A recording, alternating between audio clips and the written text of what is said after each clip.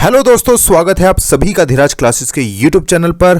और गाइज, आज है 1 फरवरी, यानी कि इसी महीने आपका एग्जाम होने वाला है केवीएस पीआरटी का डायरेक्ट एग्जाम। तो दिन की अगर मैं बात करूं तो लगभग हमारे पास 20 दिन है तैयारी के लिए। तो क्या 20 दिन में तैयारी हो सकती है? बिल्कुल हो सकती है। देखिए बच्चों, वीडियो की शुरुआत में करना चाहूंगा ऐसे बच्चों के स्टेटमेंट के साथ जो बहुत ही अच्छे हैं, जिन्हें मैं मान के चलता हूं कि वो डेफिनेटली सिलेक्ट होंगे। उनका ये कहना है कि ऐसा लग रहा है कि हमने कुछ भी पढ़ाई नहीं की है। लगभग 1.5 महीने से वो प्रिपरेशन कर रहे हैं एज पर न्यू सिलेबस, और आज वो कह रहे हैं जब 20 दिन रह गए हैं तो वो कह रहे हैं कि ऐसा लग रहा है कि हमने कुछ भी नहीं पढ़ा है। भाई देखिए, अगर आप पेपर के पैटर्न को उठा के देखें ना, सिलेबस को देखें, तो सिलेबस में बहुत कुछ नहीं है। अगर आप प्रेजेंस ऑफ माइंड आपका अच्छा है, पेपर में अगर आप रॉन्ग आंसर्स को, रॉन्ग ऑप्शंस को एलिमिनेट कर पाते हो तो आप डेफिनेटली अच्छा स्कोर कर लोगे। देखो एक चीज बताता हूं, अभी जो आपका एलडीसीई हुआ, एलडीसीई, इसमें टीजीटी की भी बात मैं कर लेता हूं और एचएम की बात भी कर लेता हूं, क्योंकि आपका एचएम का और पीआरटी का सिलेबस सेम है। मेरा एक फ्रेंड है, उसके मार्क्स पता है कितने हैं? एचएम के पेपर में बता रहा हूं, उसके मार्क्स हैं 133 प्लस। 133 प्लस इसलिए कह रहा हूं क्योंकि 1-2 आंसर अभी गलत आए हैं और वो जब बढ़ेंगे तो उसके 133 प्लस ही स्कोर जाएगा। और अगर मैं उसके स्टडी लेवल की बात करूं तो बहुत ज्यादा पढ़ के नहीं गया था।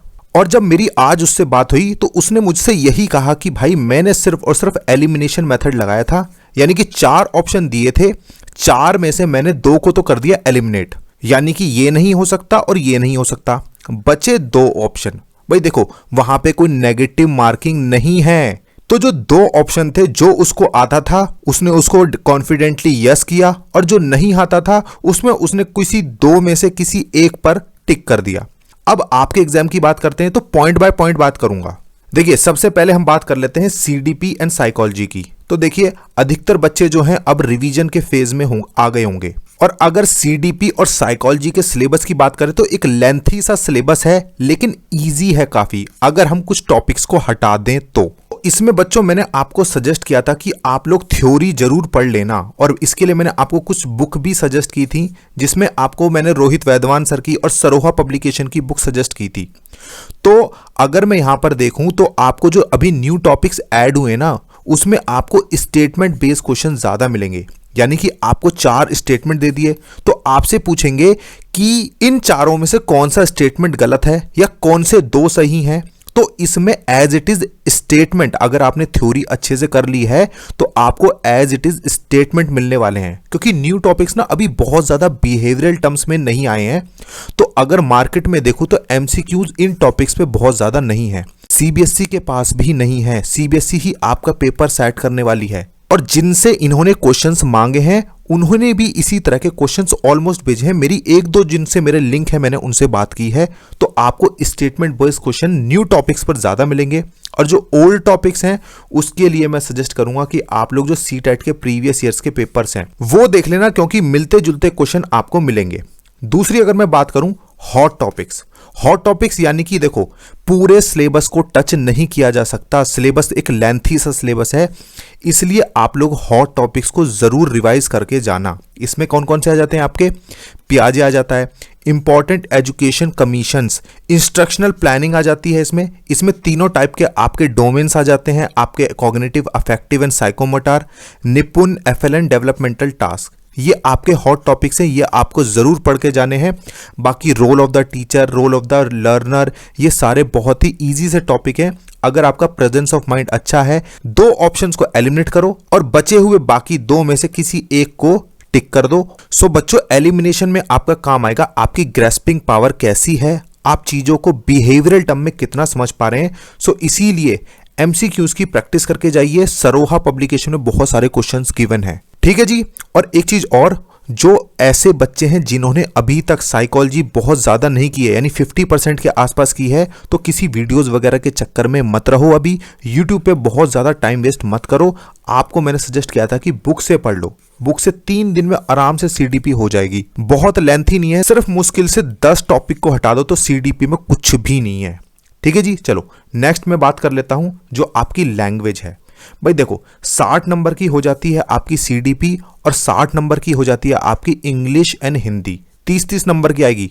पार्ट 1 में आपकी 10 की हिंदी, 10 की इंग्लिश, और आपके पार्ट 2 में जो आपका सब्जेक्ट कंसर्न है उसमें 20 की हिंदी और 20 की इंग्लिश।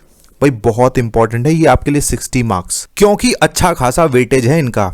तो पहली चीज तो बच्चों मैं आपको सजेस्ट करूंगा कि जो प्राइमरी की बुक्स हैं 3 to 5 की, उसमें सारे चैप्टर्स देख लेना कि कौन कौन से कैरेक्टर्स हैं, और अगर आपको 3 या 4 कैरेक्टर दे दिए जाएं और चैप्टर का नाम आपसे पूछा जाए तो आप ये चीज बता पाएं, क्योंकि इस तरह के क्वेश्चन अभी हमें एचएम के एग्जाम में देखने को मिले थे। तो पहली चीज तो आप ये कर लीजिए। दूसरा, मैक्सिमम नंबर ऑफ क्वेश्चंस की आप प्रैक्टिस कीजिए। मैक्सिमम नंबर ऑफ क्वेश्चंस की आप प्रैक्टिस कीजिए। बुक मैं आपको सजेस्ट कर देता हूं लूसेंट की हिंदी एंड इंग्लिश। लूसेंट की ले लीजिए, इंग्लिश के लिए आप नीतू सिंह भी ले सकते हैं, वो भी एक बहुत ही अच्छी बुक है।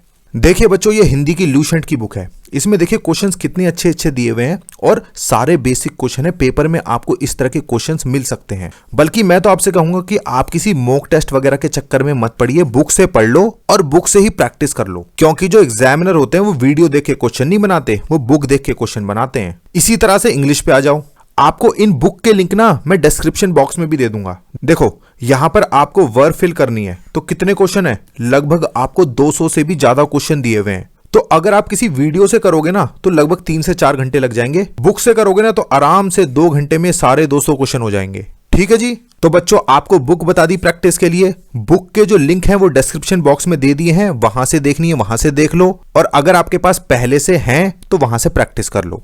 ठीक है जी। आगे बात करता हूं नेक्स्ट पॉइंट की। हिंदी और इंग्लिश में आप लोग क्या कीजिए, सीटेट के प्रीवियस ईयर के पेपर देख लेना, क्योंकि सीबीएसई ही आपकी पेपर सेट करने वाली है। और अभी जो एग्जाम हुआ ना उसमें काफी हद तक ऐसे क्वेश्चन थे, एचएम के पेपर की बात कर रहा हूं, वो क्वेश्चन सीटेट में एज इट इज आए हुए हैं। तो इसके लिए क्या करना है बच्चों, आपको अपने मोबाइल के प्ले स्टोर में जाइए, सीटेट प्रीवियस ईयर टाइप कीजिए, आपको नंबर ऑफ एप्स मिल जाएंगी। कोई भी जो भी आपको ऐप अच्छी लगती है वहां से आप प्रैक्टिस कर लीजिए। 2011 से लेके और अब तक के सारे पेपर यहां पे गिवन है। तो बच्चों ये तो हो गई हमारी हिंदी और इंग्लिश की बात। अब बात कर लेते हैं बच्चों ईवीएस की। तो बच्चों ईवीएस में आपके लिए सिर्फ और सिर्फ एक ही सजेशन है, 3 to 5 की एनसीईआरटी की बुक्स तो सबसे पहले कवर कर लेना, और उसके बाद अगर आपको टाइम मिल रहा है तो 6 to 8 भी जरूर कर लेना, क्योंकि एक प्राइमरी टीचर से एक्सपेक्ट किया जाता है कि उसको 3 to 5 की नॉलेज होगी, लेकिन उसको थोड़ी एडवांस नॉलेज वो जरूर चेक करेंगे। सो 6 to 8 भी आप लोग जरूर पढ़ के जाना। और 3 to 5 के एनसीईआरटी के जो क्वेश्चन है ना, ये जो आप सीटेट के पेपर सॉल्व करोगे उसमें से ही आपकी प्रैक्टिस हो जाएगी। ठीक है जी। चलो आगे बात कर लेते हैं करंट अफेयर्स की। भाई देखिए करंट अफेयर्स में कहूंगा कि आप लोग लास्ट 18 मंथ्स तक के पढ़ के जाना। काफी यूट्यूब पे कह रहे हैं कि 1 साल के यानी 12 महीने के पढ़ के चले जाओ, नहीं, क्योंकि अभी जो एचएम के एग्जाम में भी हमने देखा ना क्वेश्चंस काफी पुराने भी पूछे गए थे। तो लास्ट 18 मंथ्स के करंट अफेयर्स करके चले जाना। अब अगर मैं बात करूं रीजनिंग और मैथ्स की, रीजनिंग एंड मैथ्स बहुत बेसिक आने वाली है, बहुत इजी सी आने वाली है, बहुत आराम से हो जाएगी। मैंने काफी हद तक अपने YouTube पर ही मैथ्स को कवर किया हुआ है, तो अब वहां से उसको प्रैक्टिस कर सकते हैं, क्योंकि जितनी भी मेरी वीडियोस हैं मैथ्स की उसमें मैं बच्चों को सारे बेसिक रूल्स पहले बताता हूं और उसके बाद मैंने शॉर्ट ट्रिक बताई है। तो बेसिक आप लोग मेरी वीडियोस से कर सकते हैं। आगे आपका बच जाता है कंप्यूटर्स। भाई कंप्यूटर्स के लिए मैं आपको सजेस्ट करूंगा, जब आपके लास्ट के 2 या 3 दिन रह जाए ना, कोई भी पतली सी बुक पकड़ लेना, लूसेंट की भी पतली सी बुक आती है, उसे पढ़ लेना। और अगर अभी आपने सिलेबस को कवर कर लिया तो अभी पढ़ लो, आराम से 10 में से 8-9 नंबर कहीं नहीं गए। समझ में आ रही है बच्चों बात? तो डरना बिल्कुल भी नहीं है पेपर से। सीबीएसई के पास अगर मैं बात करूं साइकोलॉजी की, यही आपके लिए अच्छी बात थी कि सीबीएसई के पास अधिकतर जो क्वेश्चन है वो स्टेटमेंट की फॉर्म में है।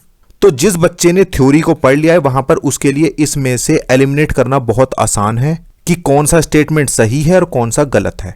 पेपर में नेगेटिव मार्किंग है नहीं, तो क्यों डर रहे हो। सिलेबस की बात करें, सिलेबस आपका इतना इजी है, आराम से पेपर में जो क्वेश्चंस मिलेंगे बहुत बेसिक लेवल के आने वाले। हाँ, मेरिट थोड़ी सी हाई जाएगी। सो बस पेपर में कंसंट्रेट करके क्वेश्चन को पढ़ना और सारे क्वेश्चन अटेम्प्ट करना। ठीक है जी। तो बच्चों ये आपकी 7 दिन की स्ट्रैटेजी रहनी चाहिए। 7 दिन के बाद अब आपसे मिलूंगा, क्योंकि मैं आपसे खुद कहता हूं कि वीडियो बना के मैं आपका टाइम वेस्ट नहीं करना चाहता। जो अच्छे बच्चे हैं वो तैयारी कर रहे हैं, और फिर भी कोई डाउट है तो कमेंट बॉक्स में आइए, कमेंट बॉक्स में पूछिए, मैं आपको जरूर रिप्लाई करूंगा। ठीक है जी। Thank you so much guys.